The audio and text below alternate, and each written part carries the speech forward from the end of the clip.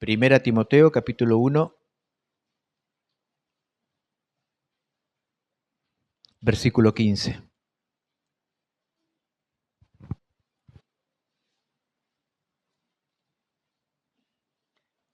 El tema de esta mañana será el mensaje más grande. Primera Timoteo 1, 15.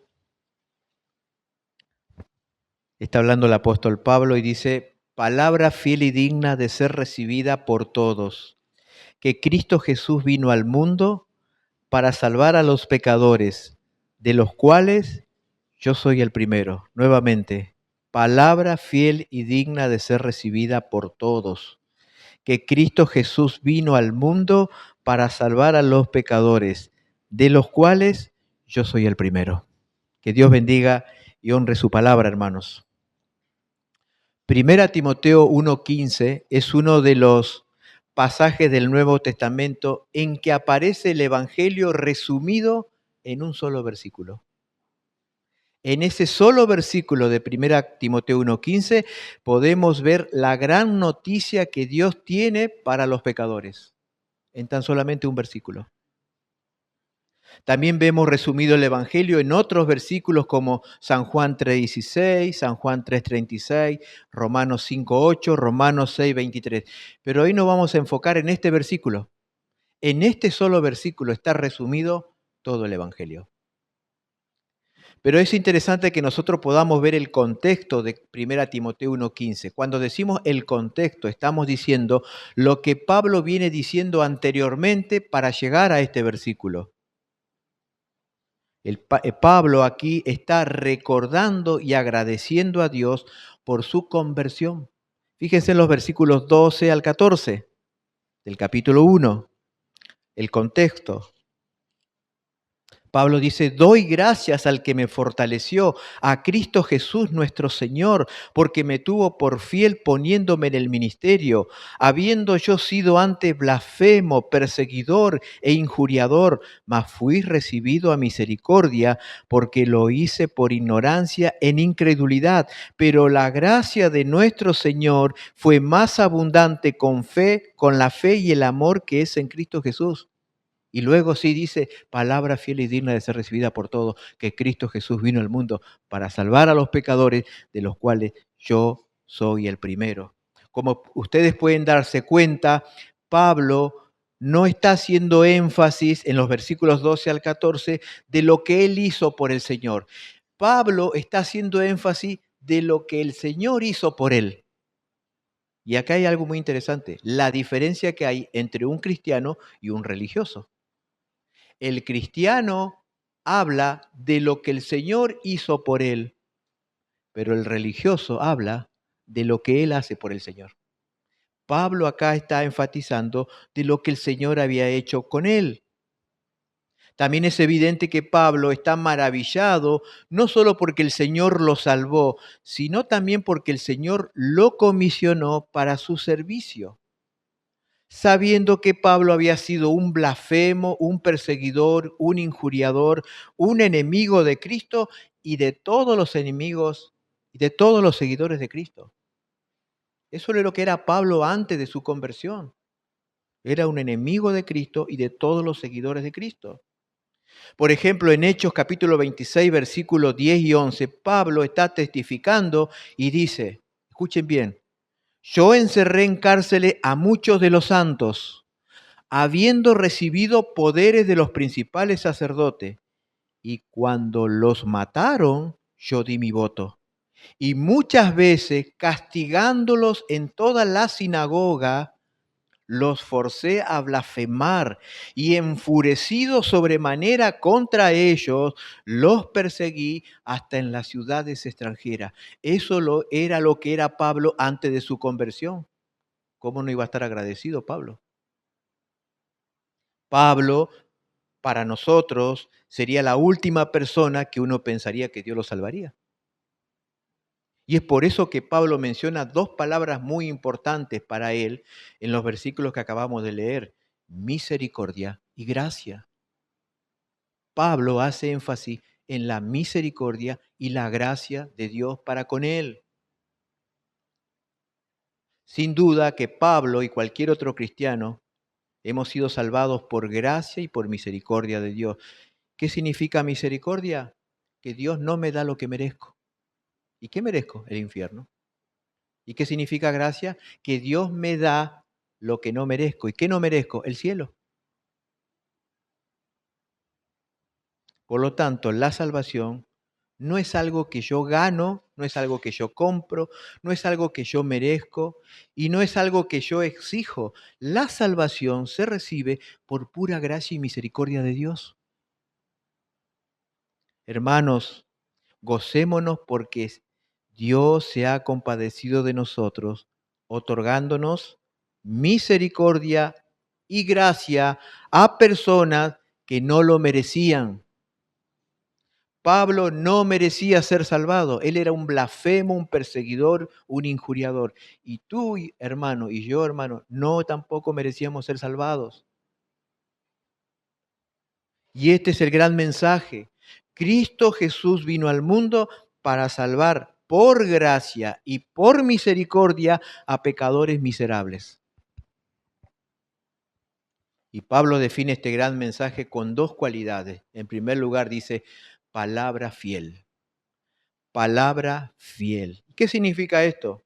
Que es un mensaje, el Evangelio es un mensaje que no contiene errores ni mentiras y que puede ser aceptado con toda confianza. Por eso es un mensaje fiel.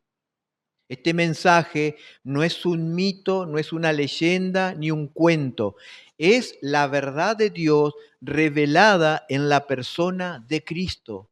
El Evangelio es algo fiel. Pero también Pablo dice, digno de ser recibido por todos, por todos.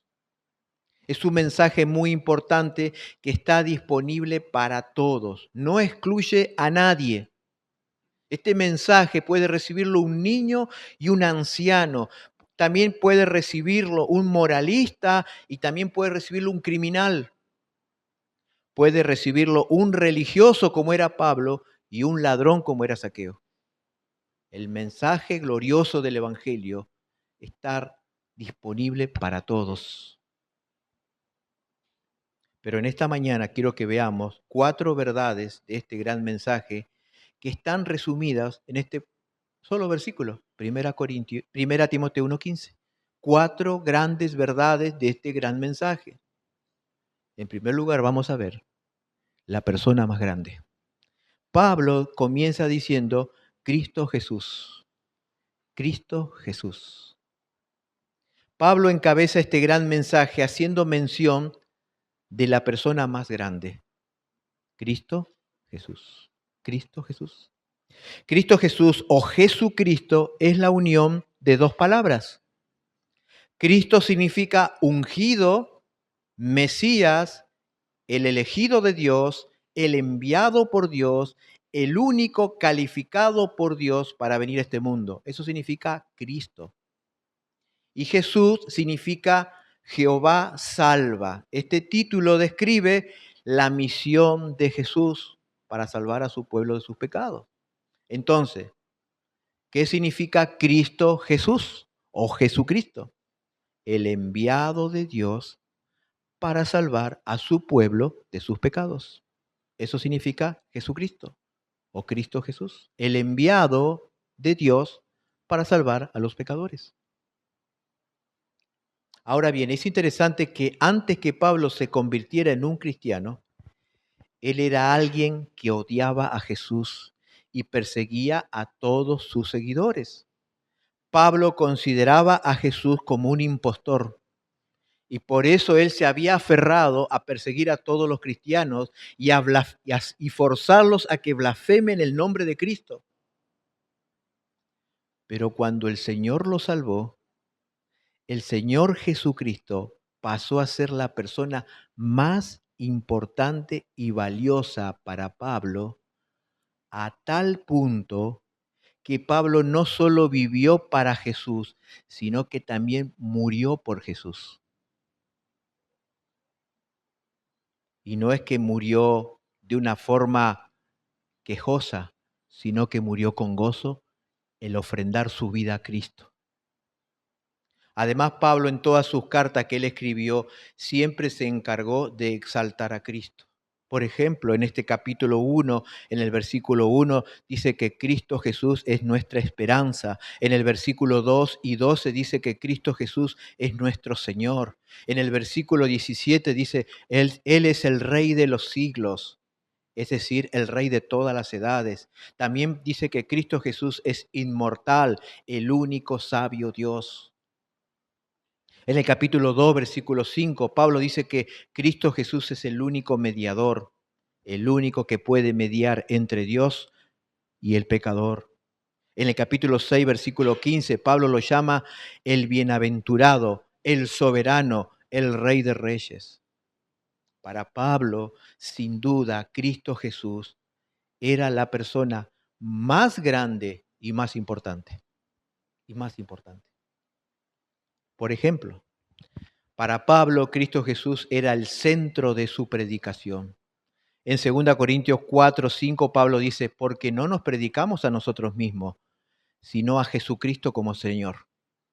Pablo dice, nosotros no predicamos para hablar de nosotros predicamos para hablar de Cristo, la persona más grande. En esa época, los romanos consideraban al César, al emperador, como el único Señor, pero Pablo valientemente predicaba a Cristo, que Él era el único Señor, porque para Pablo, Cristo era la persona más grande. No solo para Pablo, Cristo era el centro de su predicación, sino que también para Pablo, Cristo era el centro de su ministerio. En Hechos 20, 24, Pablo dice, pero de ninguna cosa hago caso, ni estimo preciosa mi vida para mí mismo, con tal que acabe mi carrera con gozo y el ministerio que recibí del Señor Jesús, para dar testimonio del Evangelio de la gracia de Dios. Pablo estaba dispuesto a ofrecer su vida con tal de cumplir con el ministerio que el Señor le había encomendado. Porque para Pablo, Cristo Jesús era la persona más importante. Pero también Cristo Jesús para Pablo era el centro de su vida. A tal punto que a él no le importó sufrir y morir por Jesús. No le importó. En Hechos 21:13 dice, ¿qué hacéis llorando y quebrantándome el corazón? Porque yo estoy dispuesto no solo a ser atado, mas aún a morir en Jerusalén por el nombre del Señor Jesús, por la persona del Señor Jesús. Yo estoy dispuesto a morir por Él. Así que hermanos, no lloren por mí. Esto es algo asombroso, hermanos. Pablo, un hombre que había odiado a Cristo, ahora predica a Cristo, sirve a Cristo y está dispuesto a morir por Cristo. Cuando uno entiende y cree el Evangelio, sucede algo sobrenatural. Cristo Jesús pasa a ser el tesoro más grande, el amor más grande, la persona más grande y la razón más grande de vivir y morir por Él. Cuando uno entiende y cree el Evangelio. Querido hermano, quiero hacerte una pregunta para que tú medites en tu corazón. ¿Quién es la persona más grande y más importante en tu vida? ¿Quién es la persona más grande y más importante en tu vida? ¿Tu esposo? ¿Tu esposa? ¿Tus hijos? ¿Tus padres? ¿Tus nietos? ¿Tus abuelos? ¿Quién es la persona más importante y más valiosa para tu vida? A veces he escuchado a cristianos decir, yo lo he escuchado, nadie me lo contó, si se muere mi esposo o si se muere mi hijo, yo no quiero seguir viviendo. También he escuchado padres decir acerca de su hijo, él es la razón de mi vida y de mi felicidad. ¿Qué es lo malo de estas declaraciones? Lo malo es que Cristo Jesús no es lo más importante para esos creyentes. No es lo más importante. Todo ser humano, esposo, esposa, hijo, padres, son criaturas pecadoras y mortales. Pero Cristo Jesús es Dios. Él te creó, Él te redimió, Él sufrió y murió para darte vida eterna. Él es la persona más grande para un cristiano, porque Él fue a la cruz por ti. Él dio su vida por ti y Él es Dios. Jesús dijo algo radical. El que ama padre, madre, mujer, hijos, más que a mí, no puede ser mi discípulo, no es digno de mí. Un cristiano debería decir, por él estaría dispuesto a dejarlo todo, porque él dejó todo para venir a salvarme a mí. Cristo Jesús es la persona más grande. Si tú eres un verdadero cristiano, Cristo Jesús es la persona más grande. No es tu esposo, no es tu esposa, no es tus hijos, no es tus padres, no es tu novia, no es tu novio. Cristo Jesús lo era para Pablo. Por lo tanto, el mensaje más grande contiene la persona más grande, Cristo Jesús. Pero en segundo lugar, este mensaje tan grande contiene la proeza más grande. Dice el versículo, Cristo Jesús vino al mundo. Vino al mundo. Eso es una proeza. Eso es algo asombroso. Eso es una hazaña. La persona más grande que existe en este vasto universo vino al mundo, vino al planeta Tierra. Un planeta que, por cierto, es el más insignificante de todos. Es un diminuto grano de polvo en este infinito universo. En ese diminuto polvo, la persona más grande vino. Es la proeza más grande. Cristo Jesús descendió a la tierra y estuvo 33 años viviendo entre los hombres. Ahora, no sé si usted una vez pensó esto. Jesús estuvo en este planeta 33 años, pero a su vez, 33 años en el cielo, el trono estuvo vacío. Cristo dejó su trono por 33 años y estuvo acá en la tierra. La persona más grande vino a este planeta, vino al mundo.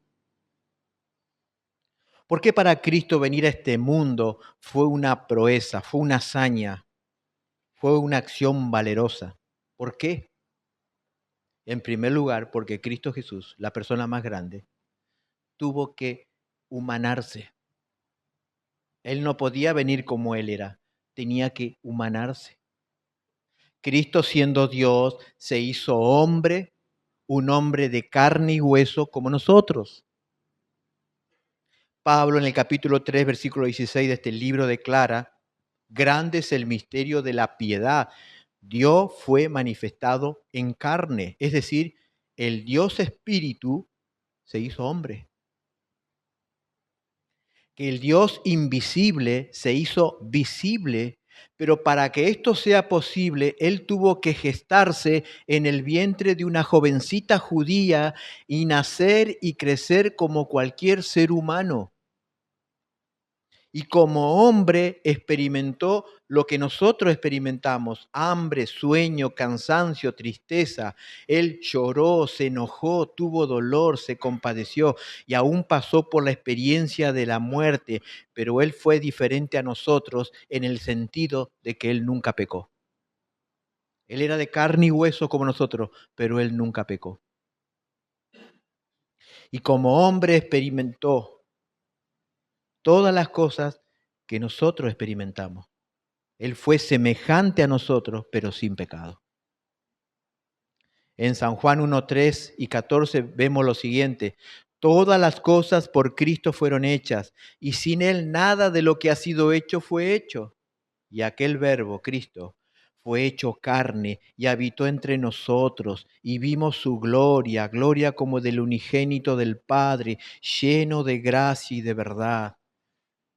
Estos dos versículos nos muestran a Cristo, el creador de todo, tomando forma de criatura, el eterno viviendo en el tiempo, el infinito, haciéndose finito. Dios haciéndose hombre, pero sin dejar de ser Dios. En Jesús habita las dos naturalezas, la divina y la humana. Ustedes saben, desde que Jesús vino a esta tierra, Jesús hoy tiene dos naturalezas, la divina y la humana. Ahora aquí quiero hacer un contraste.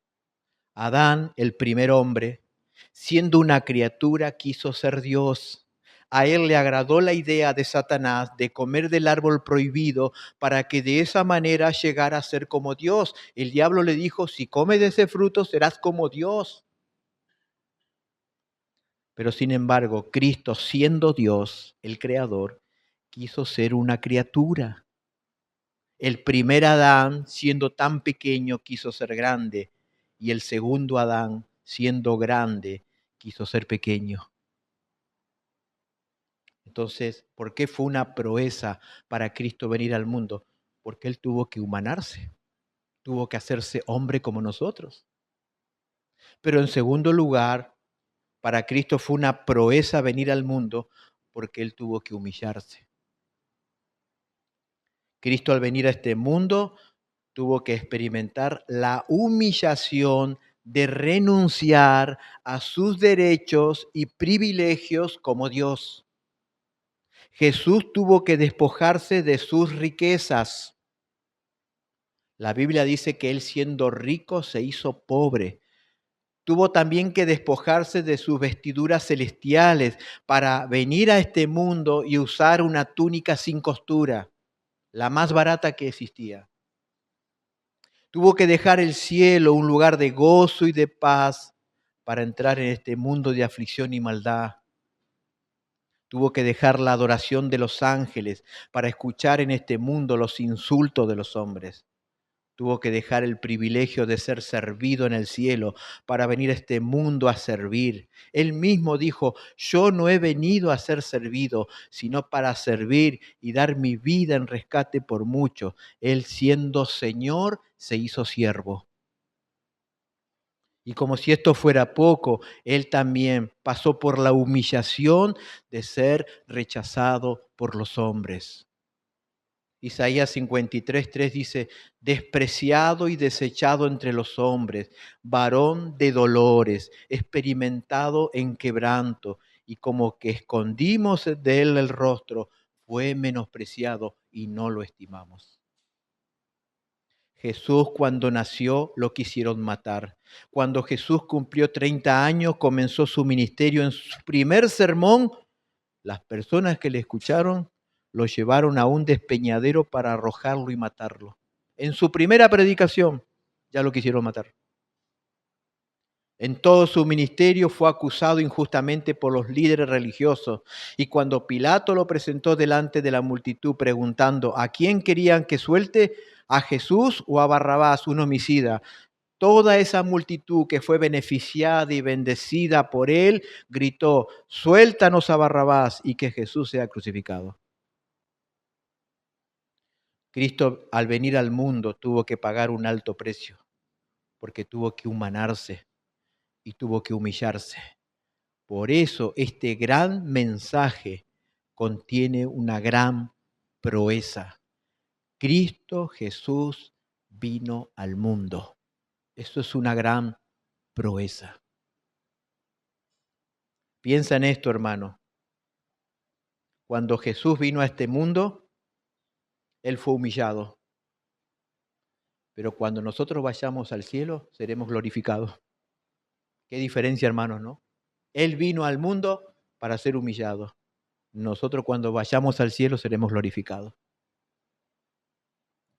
Entonces este mensaje tan grande contiene la persona más grande, la proeza más grande, pero también contiene la misión más grande. Dice, Cristo Jesús vino al mundo para salvar a los pecadores. La misión más grande, salvar a los pecadores. La misión más grande de Cristo al venir al mundo no fue moralizar a la gente o fundar una religión, ni tampoco fue condenar al mundo, sino salvar a los pecadores. Esa es la misión que Cristo tuvo al venir a este mundo, salvar a los pecadores. La buena noticia de esto es que Jesús no vino a salvar a los buenos, no vino a salvar a los religiosos, no vino a salvar a los guardadores de la ley. No, Jesús vino a salvar a los pecadores. Cuando Martín Lutero contaba que cuando el diablo le hablaba en su mente y le decía, Martín, tú eres un pecador. ¿Y saben qué le contestaba Martín Lutero? Gloria a Dios, soy un pecador. Claro que soy un pecador, pero gloria a Dios, Cristo Jesús vino al mundo a salvar a los pecadores. Gloria a Dios, hermano. Pero, ¿qué clase de pecadores vino a salvar Jesús? Porque toda la Biblia afirma que la humanidad entera está en la categoría de pecadores. Romanos 3:23 dice, por cuanto todos pecaron y están destituidos de la gloria de Dios. Salmos 14:2 y 3 dice, Jehová miró desde los cielos sobre los hijos de los hombres para ver si había algún entendido que buscara a Dios. Todos se desviaron, a una se han corrompido, no hay quien haga lo bueno, no hay ni siquiera uno. Según la palabra de Dios, todos están corrompidos y no hay ni una persona buena. Ahora bien, ¿el Señor vino a salvar a todos los pecadores, ya que todos somos pecadores? La respuesta es no. No. Sí, somos todos pecadores, pero Cristo no vino a salvar a todos los pecadores. Jesús vino a salvar a los pecadores que se arrepienten. Vamos a Lucas capítulo 5, versículo 31 y 32. Veamos un pasaje muy interesante. El mismo Señor está hablando allí. Lucas 5.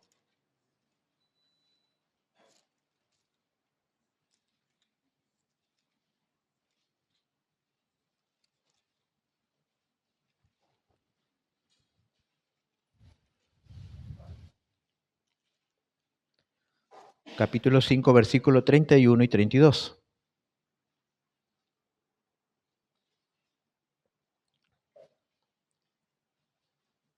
Vamos a leer del 30 para entrar en contexto.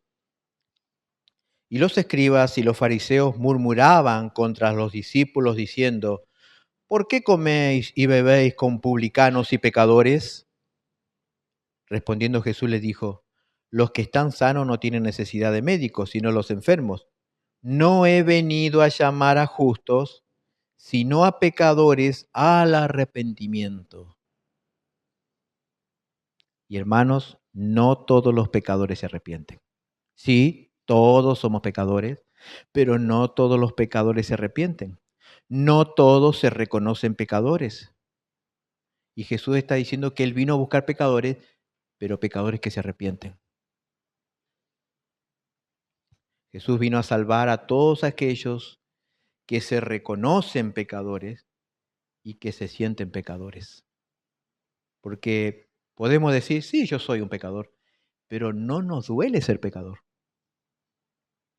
No nos duele. Cuando uno sale a evangelizar, la mayoría de la gente, cuando uno le pregunta, ¿te consideras una buena persona? Todos te dicen que sí, la mayoría. Bueno, ayer me asombró que todos los que le preguntamos me dijeron que se le conocían que eran malos.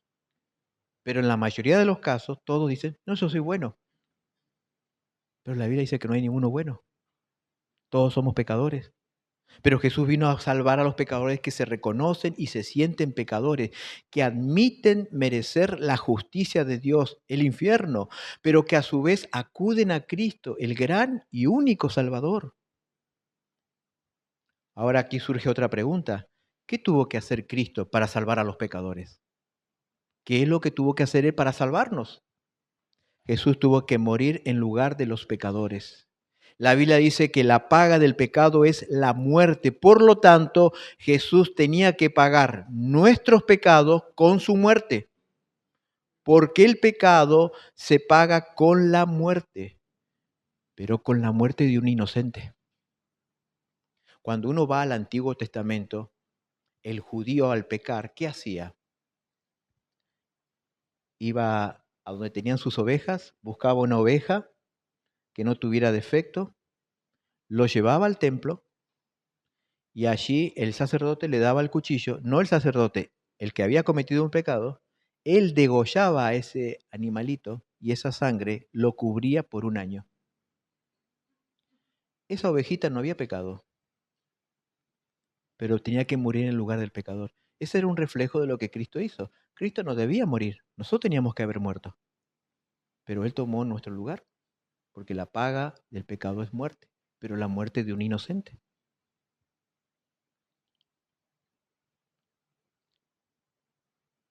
Primera Pedro 3:18 dice, Cristo padeció por los pecados, el justo por los injustos, para llevarnos a Dios. Jesús para salvar tenía que morir. Eso es interesante, hermano. Para salvar a los pecadores, Él tenía que pasar por la muerte. Si no, no había salvación. Él tenía que pasar por esa cruz. Si no, no había salvación para los pecadores.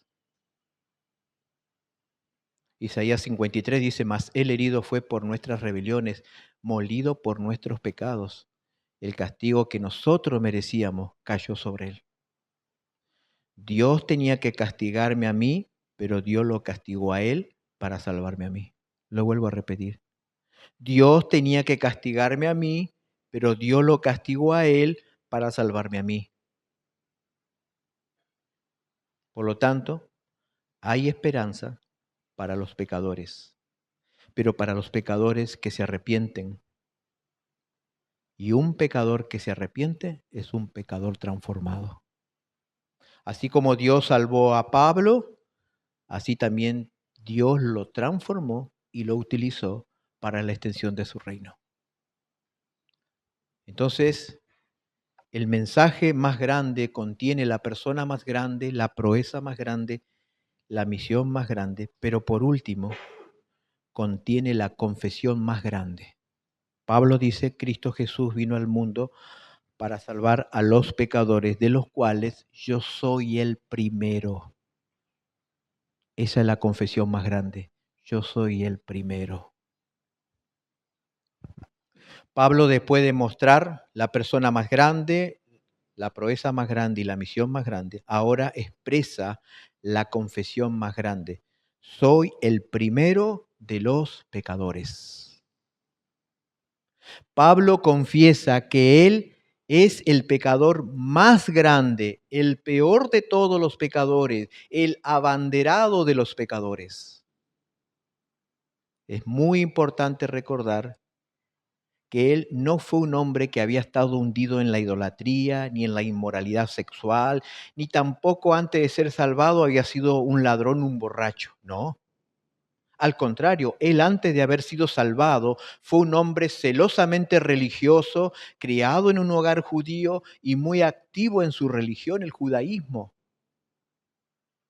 En Filipenses 3, él dice que había sido circuncidado al octavo día, era del linaje de Israel, de la tribu de Benjamín. También era un celoso fariseo, un líder religioso. Pero sin embargo acá dice, soy el peor de los pecadores. Pero ¿cuál fue su gran pecado? Fue rechazar la persona y la obra de Cristo. Ese fue su gran pecado.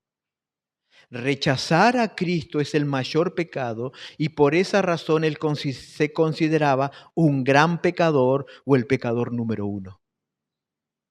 También hay algo notable en lo que dijo Pablo. Pablo no dijo Yo fui un gran pecador. ¿Se dieron cuenta? Pablo no está diciendo aquí, yo era un gran pecador. No está hablando en tiempo pasado. Pablo está hablando en tiempo presente. Yo soy un gran pecador. Tiempo presente. Ya había pasado más de 25 años desde que se convirtió al Señor y Pablo seguía confesando que él era el más grande pecador.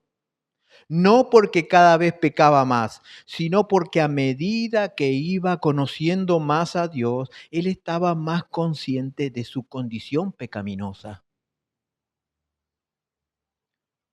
Por ejemplo, en 1 Corintios 15:9, Pablo dice, yo soy el más pequeño de los apóstoles, que no soy digno de ser llamado apóstol porque perseguía a la iglesia de Dios. ¿Cuándo Pablo dijo esto? En el año 57 después de Cristo. Pablo aquí se consideraba el más pequeño de los apóstoles. 3 años más adelante, en el año 60, Pablo se consideraba el más pequeño de todos los santos. En Efesios 3:8, a mí, que soy menos que el más pequeño de todos los santos. Y cuando llegamos ya al final de su vida, 1 Timoteo y 2 Timoteo, que son las últimas cartas de Pablo antes de ser ejecutado, Pablo dice aquí en 1 Timoteo 1:15, yo soy el más grande pecador. Yo soy el pecador número uno. Pablo no dice al final de su vida, yo soy el más grande apóstol. No dice, yo soy el más grande de los santos, sino Pablo dice, yo soy el más grande pecador. Al final de su vida ya. Después de haber sufrido y servido al Señor por casi 30 años, Pablo llega a la conclusión, yo soy el más grande pecador. Cuando uno crece en intimidad y comunión con Dios, uno crece en humildad. A medida que vamos conociendo más la gracia de Dios, nos damos cuenta de lo pequeño, insignificante y pecador que somos, pero también nos damos cuenta de lo grande y lo santo y misericordioso que es nuestro Dios. Por eso un creyente que madura es un creyente que crece en humildad. ¿Cuál es la confesión más grande, hermanos? No importa cuántos años tengamos en la iglesia, yo soy el pecador número uno. Yo soy el más grande de los pecadores. Es lo que Pablo dijo antes de morir. Yo soy el más grande. No dijo yo fui, no, yo soy ahora el más grande pecador. Porque Pablo conocía la gracia de Dios y se conocía a sí mismo. Quiero terminar con 2 conclusiones. Número 1, ser pecador es una buena y mala noticia. Es buena, pero también es mala. Ser pecador. Es una buena noticia porque Cristo Jesús vino al mundo a salvar a los pecadores. Es decir, a los malos, a los impíos, a los malvados. Si tú te reconoces pecador y te duele ser un pecador, el Señor vino a salvarte a ti. Es una buena noticia. Si tú te reconoces que eres un pecador, el Señor te vino a salvar a ti. Pero la mala noticia es que si tú te reconoces que eres bueno, o no eres tan malo, o eres medio pecador, el Señor no vino a salvarte a ti. No vino a salvarte a ti. Y te perderás por toda la eternidad en un lugar llamado infierno. Porque el Señor vino a salvar a pecadores que se arrepienten, que se humillan, que se reconocen pobres de espíritu, que lloran su pecado y ponen su fe en Cristo Jesús, el único y gran Salvador. El único, no hay otro. El cielo es el único lugar que para entrar tienes que reconocer que eres malo. Si tú te reconoces que eres bueno, el Señor no te vino a salvar. Porque el Señor dijo, yo vine a buscar y a salvar lo que se había perdido. Yo vine a buscar pecadores al arrepentimiento. Pero el cielo es el único lugar que para entrar tienes que reconocer que no eres bueno, que eres malo, que eres un pecador, que no tienes nada para ofrecerle a Dios, para ganar o merecer la salvación. Porque la salvación no se gana, No se merece, se recibe por gracia. Yo voy a Dios con las manos vacías, no tengo nada para ofrecerle a Dios. Soy pobre en espíritu. Dios, perdóname, sálvame. La segunda conclusión. Todos aquellos pecadores que han sido salvados por gracia, se los conoce por tres cualidades que Pablo aquí los muestra. En primer lugar, son personas agradecidas. Pablo agradeció al Señor por haberlo salvado. Pablo en este pasaje muestra gratitud porque Dios había tenido misericordia de él y había derramado sobre él su gracia. La gratitud es una de las más grandes evidencias de que Dios te ha salvado, porque entiendes que Dios te ha dado lo que no mereces, el cielo, y no te ha dado lo que mereces, el infierno. Es algo que siempre está en tus labios, la gratitud. Gracias, Señor, por salvarme. Si yo no lo merecía. En segundo lugar, aquellos pecadores que han sido salvados por gracia son personas que sirven. Pablo se goza porque Dios lo comisionó para servirle a él. Dice, me tuvo por fiel poniéndome en el ministerio.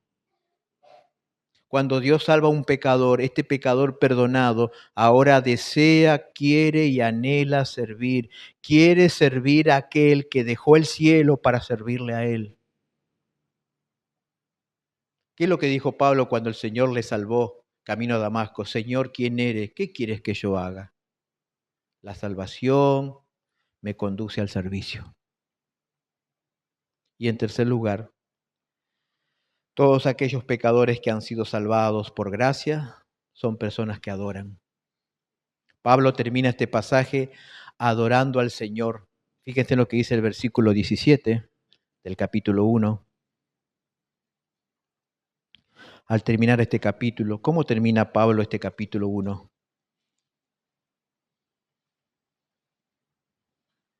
Versículo 17.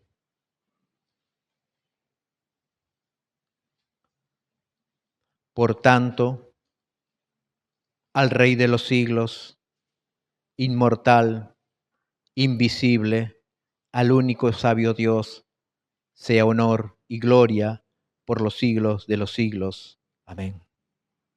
Amén. Un pecador salvado no solo agradece, no solo sirve, sino que también adora. Adora a aquel que vino al mundo a salvarlo, a rescatarlo, cuando no merecía ser salvado.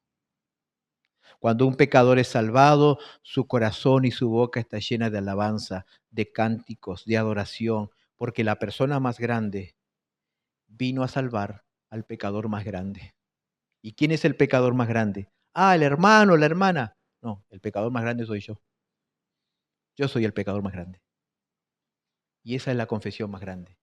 Señor, yo soy el más grande de los pecadores, pero tú eres el más grande de los salvadores. John Bunyan dijo, si no fuera por un Salvador tan grande, ¿quién podría salvar a un pecador tan grande como yo? Cristo Jesús. Y hermanos, y en esta mañana vamos a hacer eso. Vamos a recordar a ese Salvador tan grande, a Cristo Jesús, que vino al mundo para salvar a los pecadores, de los cuales yo soy el número 1.